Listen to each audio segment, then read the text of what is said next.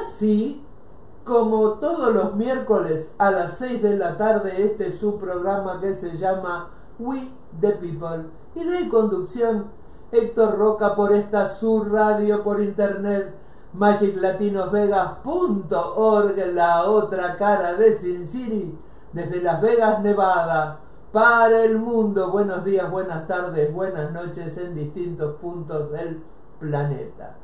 Tanto tiempo de no hacer este programa, muy contento de que lo vuelvas a hacer. Teleaudiencia. Y la pregunta es, ¿qué significa Quo Vadis? Republican ya sabemos, pero Quo Vadis. Se trata de el uso de semejanzas históricas para hacer comparaciones que nos permitan aclarar o tratar de aclarar en parte lo que sucede actualmente con las políticas no solo del país, sino de qué forma estas políticas inciden globalmente. Quo Vadis, que significa ¿a dónde vas? Seguido de... Me acuerdo de la película Quo Vadis Domine. El sustantivo que indicaba de a quién se le estaba preguntando. Alude a un periodo histórico de la antigüedad donde un poderoso imperio pretendía imponer sus reglas, sus leyes, por medio de su capacidad militar. Eso permitió que se expandieran por una buena parte de Europa occidental e incluso sus tentáculos llegaran a la Europa ligada con la zona asiática, en lo que se llamó la parte oriental de ese imperio, y que tenía como centro no Roma sino Constantinopla. Esa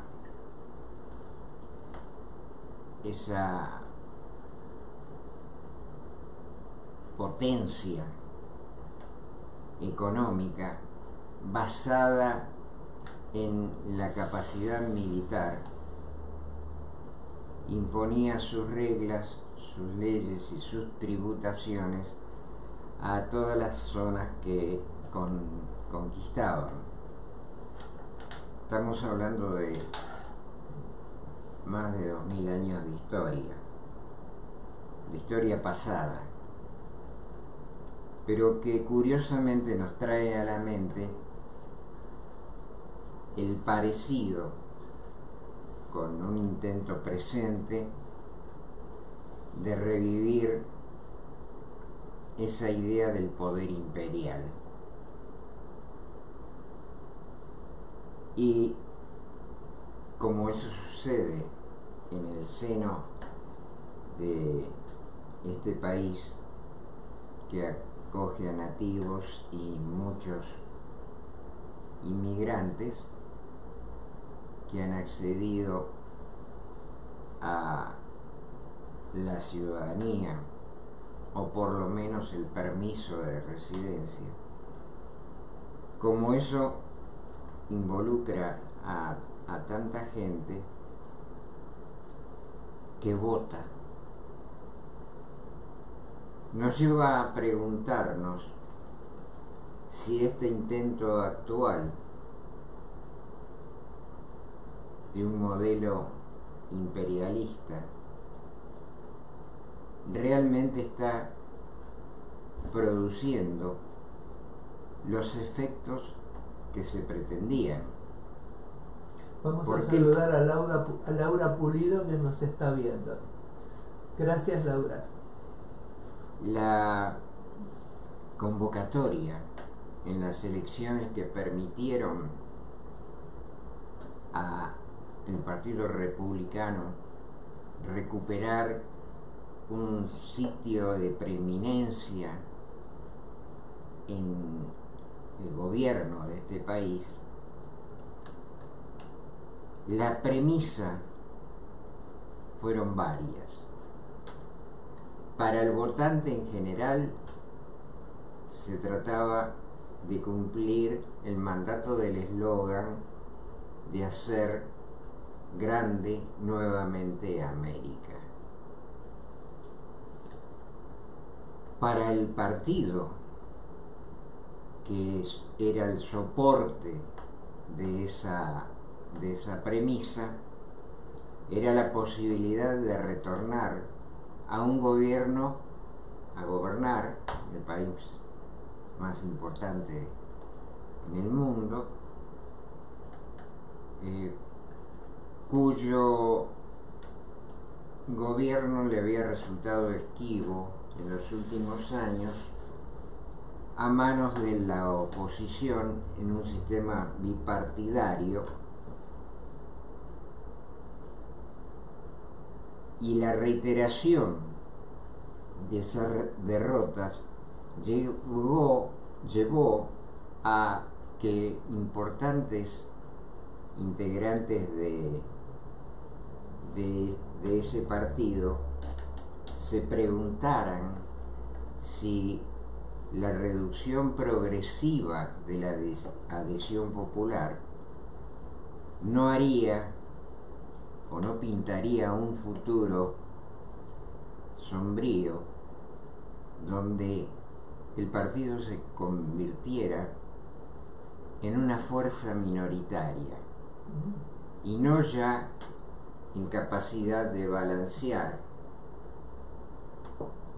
la propuesta electoral como tradicionalmente venía haciéndolo en la alternancia del poder.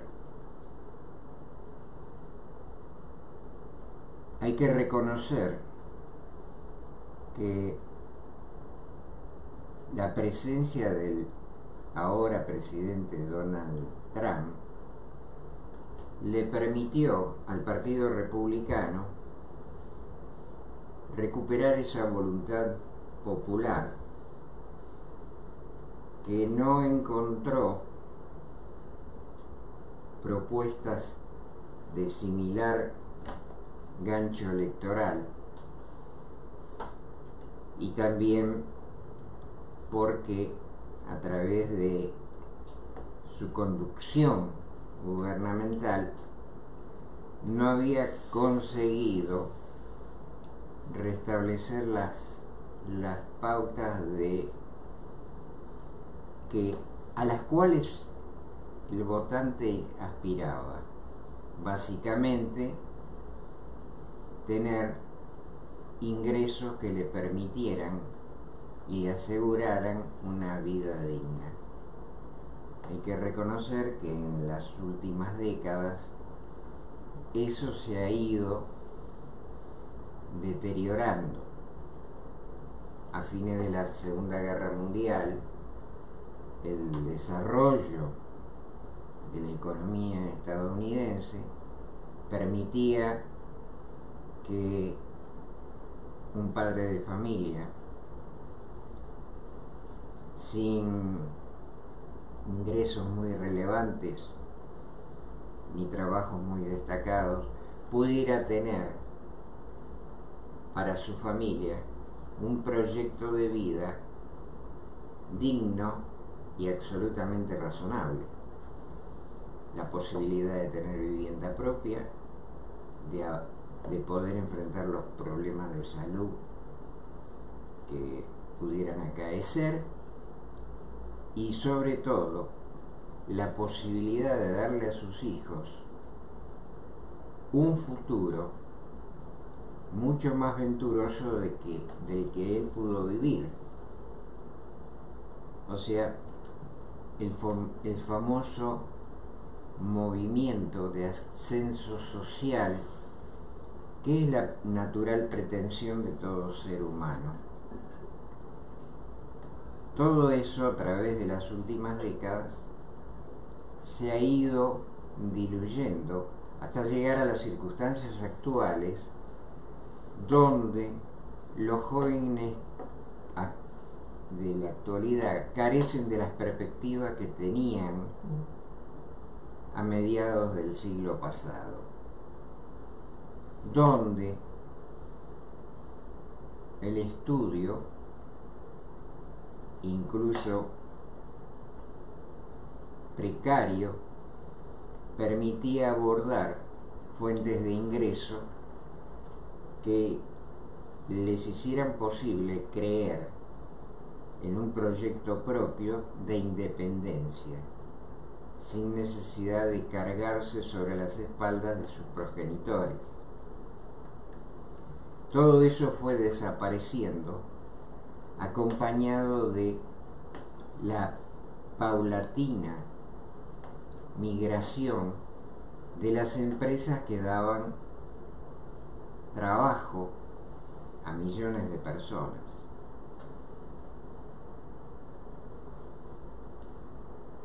Esa migración, que fue constante y terminó globalizando la producción que finalmente se consumía internamente en el país, merced a la búsqueda de las grandes compañías de fuentes de producción más económicas en el exterior. La promesa que llevó al triunfo electoral en la actualidad se basó precisamente en recuperar esa antigua posibilidad de rescatar en el tiempo lo que para muchos jóvenes era solo un cuento de sus ancestros. Isaac Humana dice: Dios me los bendiga a los dos y a toda su descendencia. Gracias, pastor. Gracias. Eso, que es una premisa que naturalmente atrajo la voluntad electoral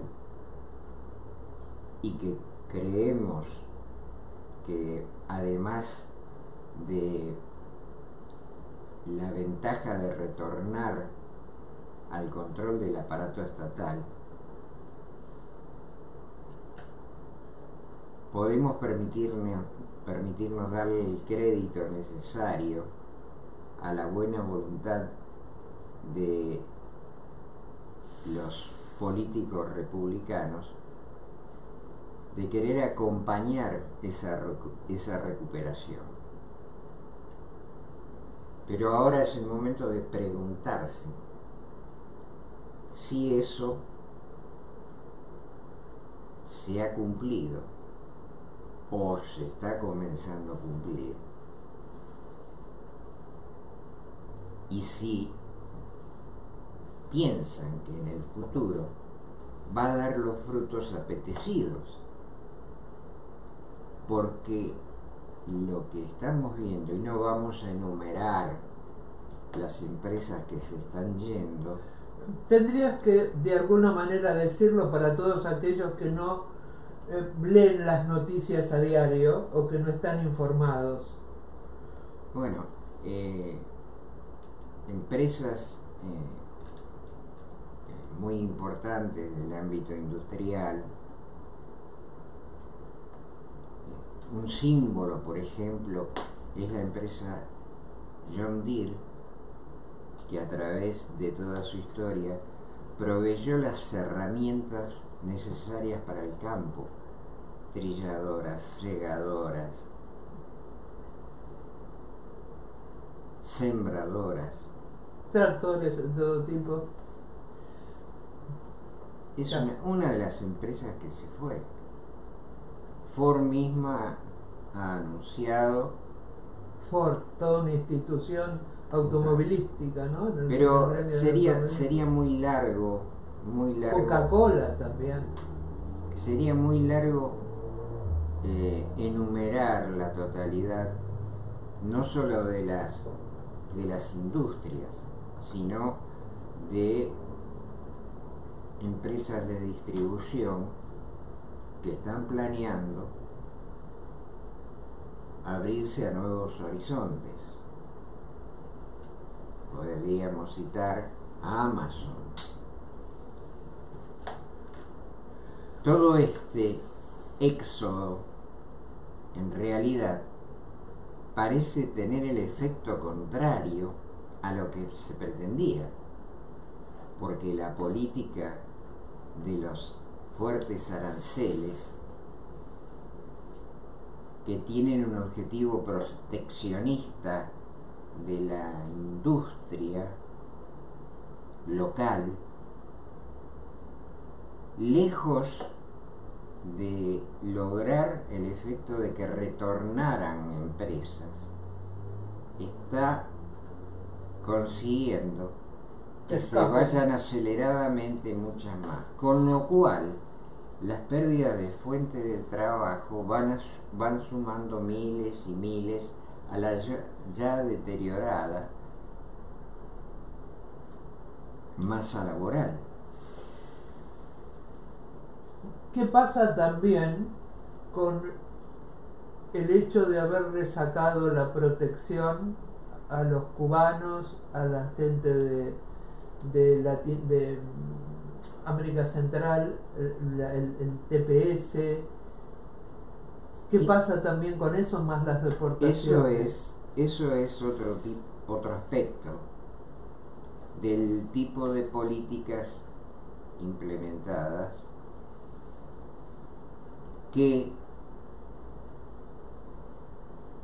es mucho más difícil de poner en tela de juicio,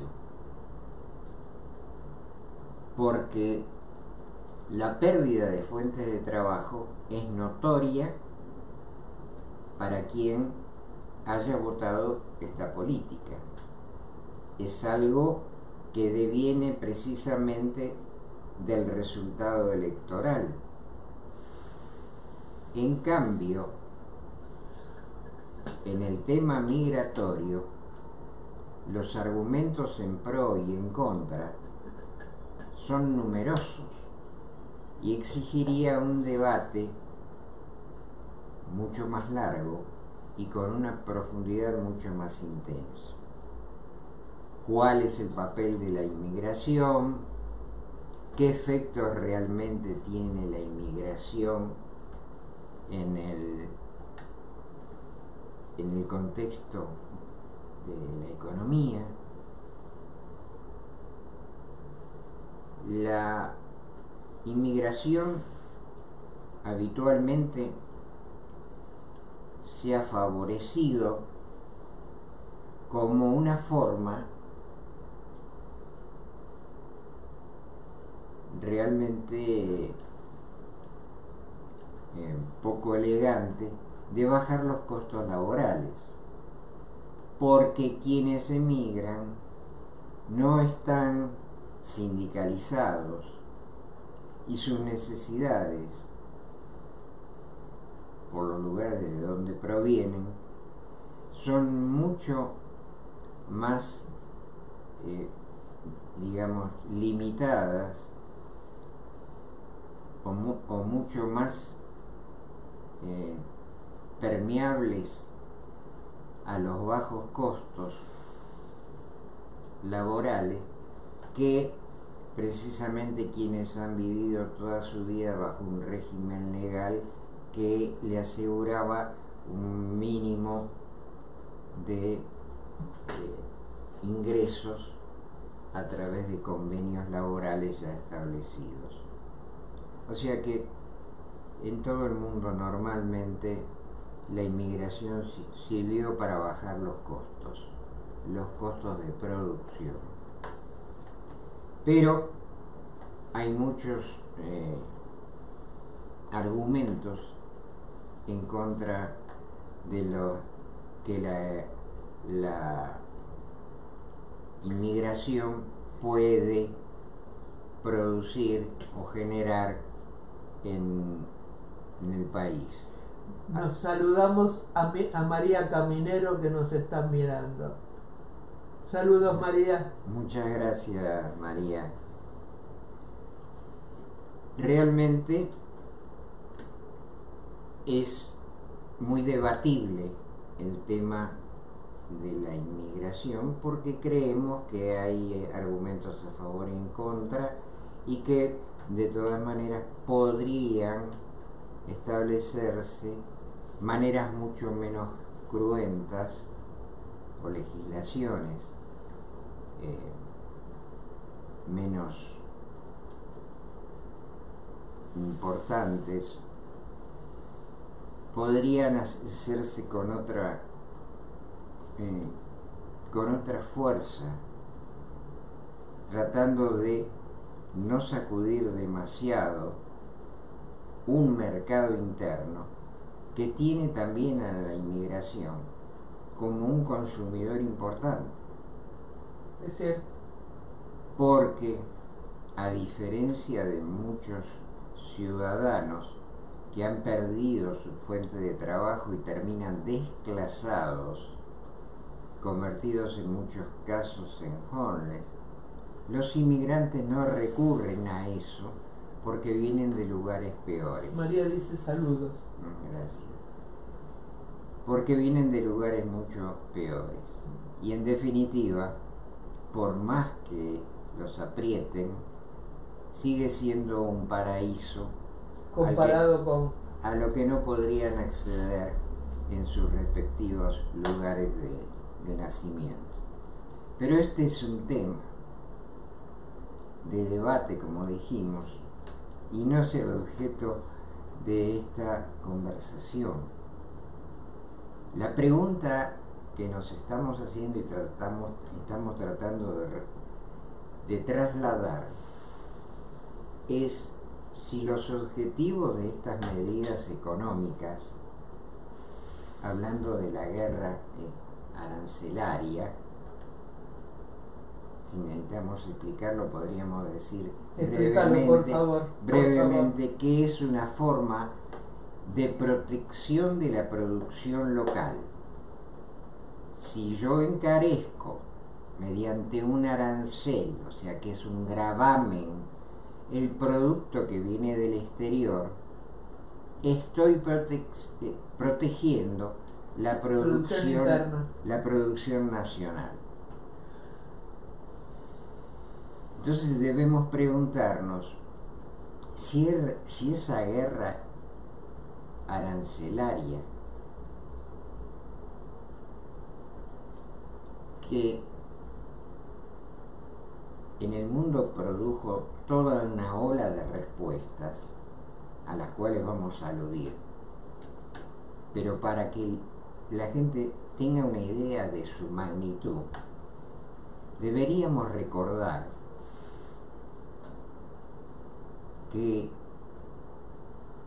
el premier ruso, Vladimir Putin, se expresó en contra de la guerra arancelaria.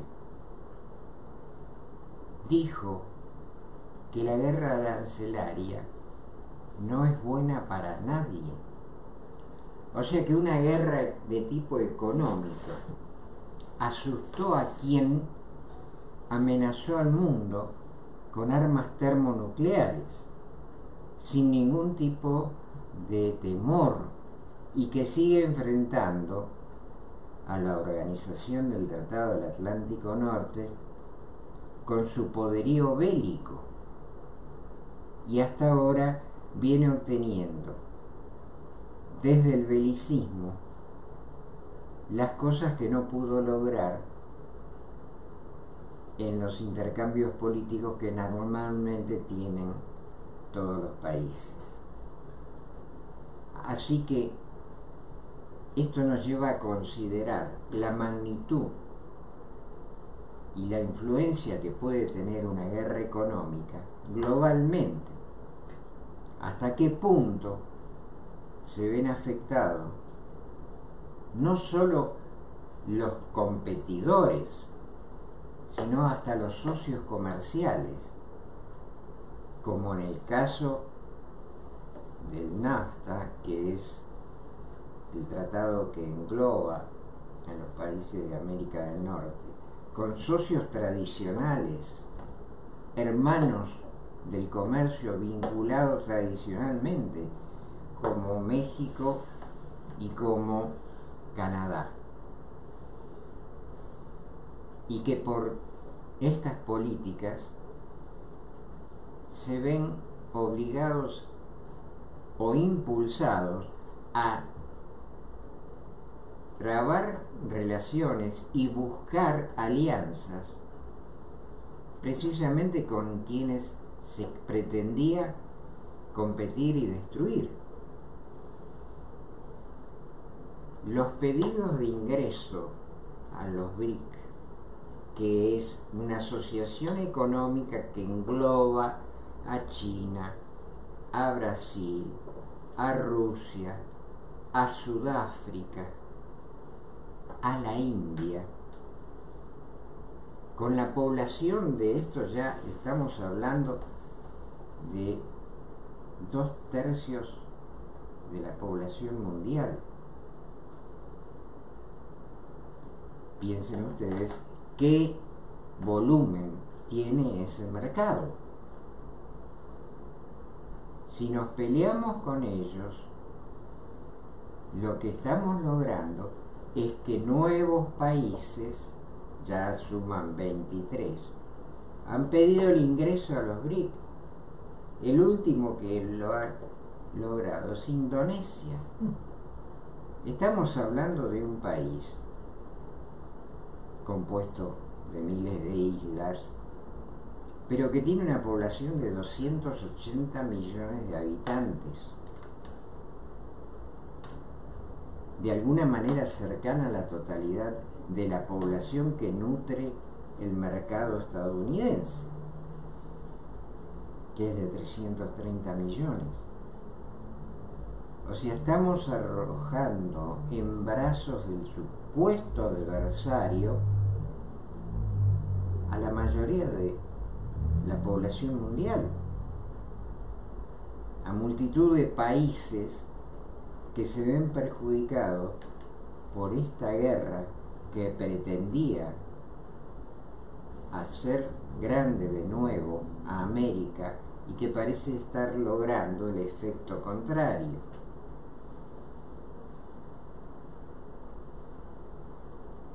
No nos estamos metiendo en cuestiones de otro tipo, como puede ser lo que se mencionó anteriormente de la cuestión inmigratoria, porque creemos que esta exposición de lo que es la guerra comercial es suficiente para hacernos vislumbrar un futuro peligroso basado en la creencia de quien ganó las elecciones,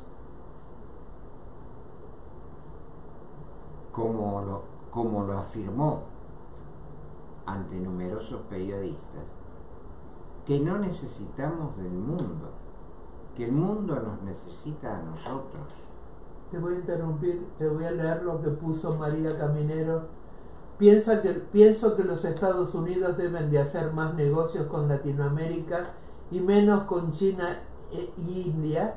En este momento hay serios problemas de suministro. Los precios de envíos han subido mucho. Entiendo el fin, pero todo tiene su momento y este no era el momento de imponer aranceles. Y Roberto Peláez Romero hace aplausitos, que nos está viendo también. Gracias María, gracias Roberto. Estamos abiertos a cualquier opinión, porque por supuesto esta situación presente nos hace pensar que el intercambio de opiniones puede llevarnos a alumbrar una posición que permita la búsqueda de horizontes menos cruentos. Porque una vieja definición de la política sostiene que es el arte de lo posible. Y no parece realmente tener muchas posibilidades una política de enfrentamiento con todo el mundo. Esa omnipotencia llevó a la destrucción de muchos apetitos imperialistas. Probablemente el final de la Segunda Guerra Mundial acabó con el intento absurdo de dominar al mundo por medio de la violencia. Y debemos preguntarnos si una guerra económica, en definitiva, no es también violencia. Si la misma terminó alarmando a quien no le tembló ni no le tiembla el pulso para mandar sus legiones a la invasión de un territorio aledaño, como es los combates en Ucrania. Si le preocupa más a Putin la guerra comercial que las posibilidades bélicas de la expansión de una guerra que no se sabe dónde puede terminar. Si está más preocupado por el mercado que por los campos de batalla, ¿dónde está la real violencia? En nuestra humilde opinión,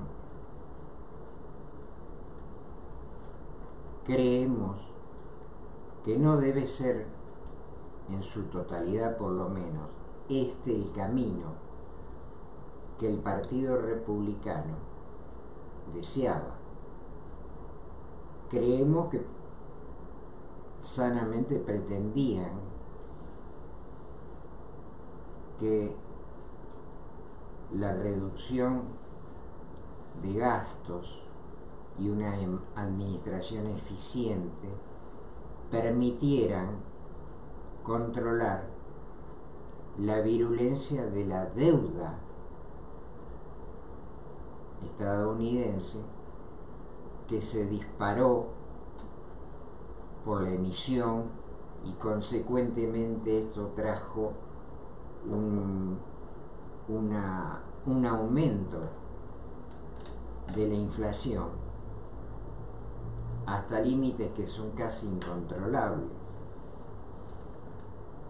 haciendo imposible para los ciudadanos de este país acceder, por el incremento de los costos, a las cosas a que estaba acostumbrado desde su niñez. O sea, los jóvenes no pueden permitirse una vida independiente de la familia porque los costos de vivienda, ya sea por compra o por renta, exceden sus posibilidades. Y hasta muchas veces un vehículo se les hace cuesta arriba lograr tenerlo, como en otras épocas era absolutamente natural. Si todo esto, como creemos sospechar, no es absolutamente el horizonte que el Partido Republicano aspiraba a lograr con relación a las posibilidades de recuperación económica del país, creyendo que honestamente querían direccionar su esfuerzo a un control de la emisión, a un saneamiento de la colosal deuda del país, y no los guiaba solamente el apetito de recuperar el control del aparato estatal, o sea que estaban más allá de los intereses de las prácticas políticas. Si realmente aspiraban a lograr que América sea grande de nuevo, la pregunta es, ¿creen que esta es la forma? Es una pregunta que no es capciosa. Desearíamos todos que realmente fuera el camino, porque eso redundaría en el beneficio de todos, partidarios, no partidarios, inmigrantes legales. Una preguntita, esto también me hace acordar, ¿qué pasa con el tema de las universidades y la economía? La economía es lo que hemos estado tocando. Sí, hasta ahora. sí, pero ¿qué pasa con el tema de las universidades ya se aloja en otro escenario que es de características ideológicas. El mundo, y esto entramos en otro terreno totalmente diferente, durante las últimas décadas ha estado evolucionando hacia una liberalización de las costumbres y los usos de relación y el tipo de prácticas que en pos de la libertad individual cada persona podía hacer, ostentar o tratar de lograr adeptos a sus particulares formas de entender la libertad personal. Las universidades parecen no haber escapado a este proceso denominado entre paréntesis, entre comillas, mejor dicho, perdón, a este proceso denominado progresista. Pero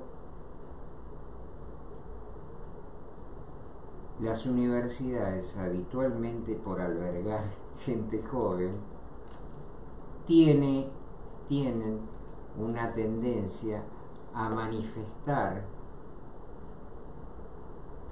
de diversas formas sus desacuerdos con aquellas cosas que el establishment, el Estado, parece imponerles.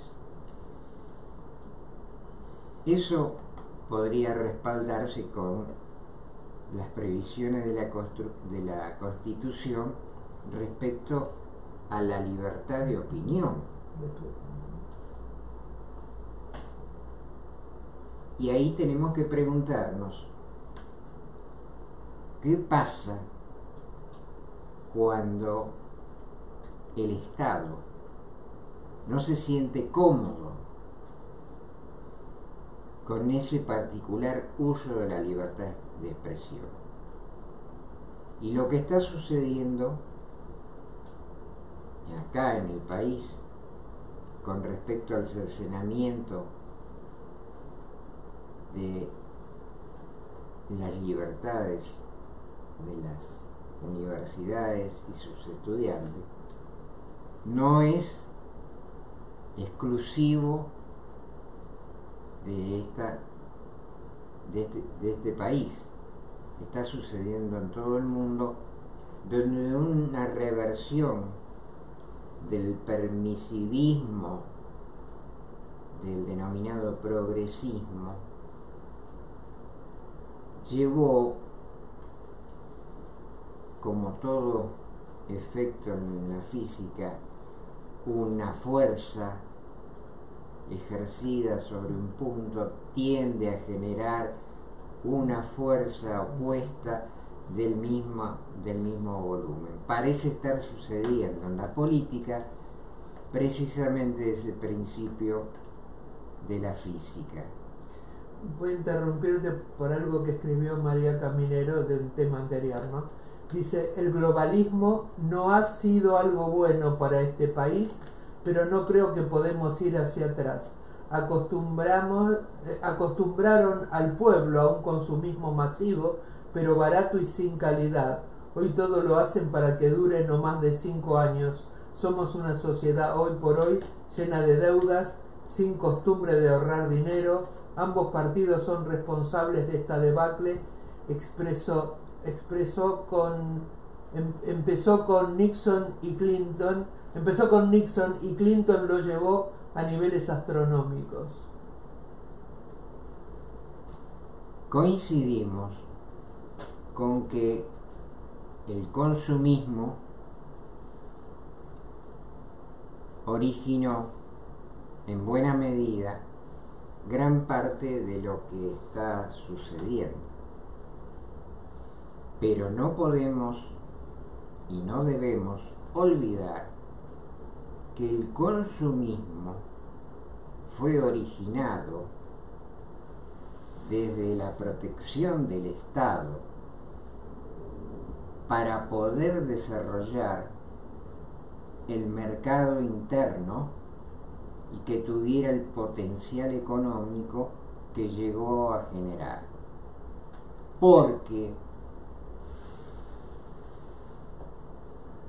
el crédito indiscriminado produjo una capacidad de consumo, aunque artificial,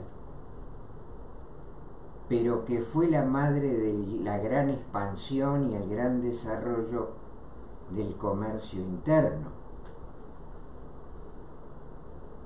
porque se lograban mediante ese crédito irrestricto cosas que difícilmente el ahorro podía lograr por acumulación a través de años.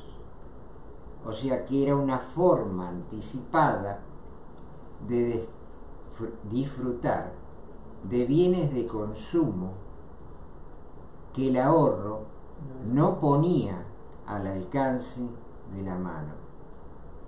Y las políticas económicas de los gobiernos hay que reconocer que estuvieron dirigidas a sostener ese globo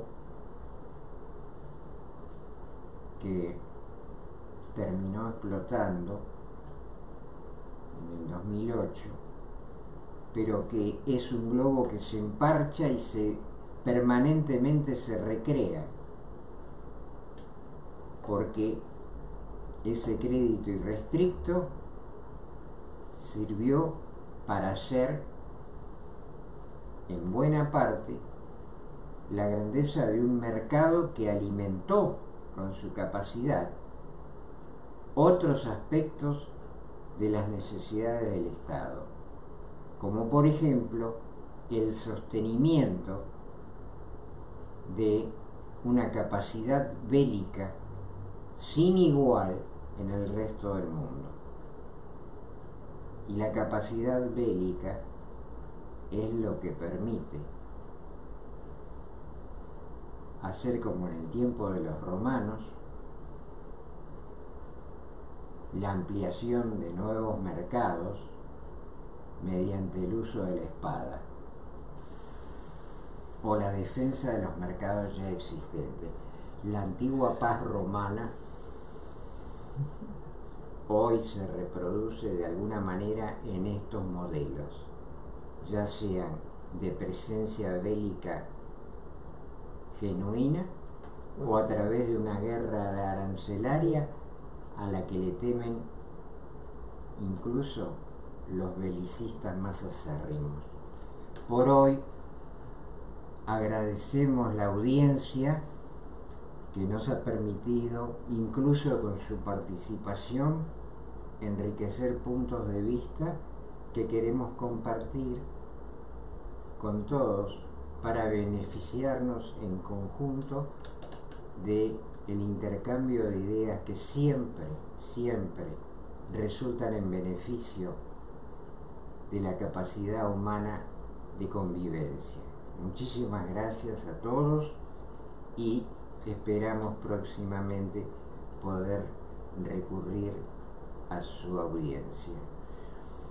Y si te gustó este programa, no solamente necesito que lo compartas, sino que te suscribas a nuestro canal magiclatinosvegas.org, que actives las campanitas para que sepas los programas que subimos día a día en esta radio.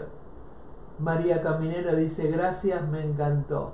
Y así nos despedimos hasta el próximo programa de We the People. Idea y conducción, Héctor Roca, por esta su radio por internet, magiclatinosvegas.org, la otra cara de Sin City, desde Las Vegas, Nevada, para el mundo.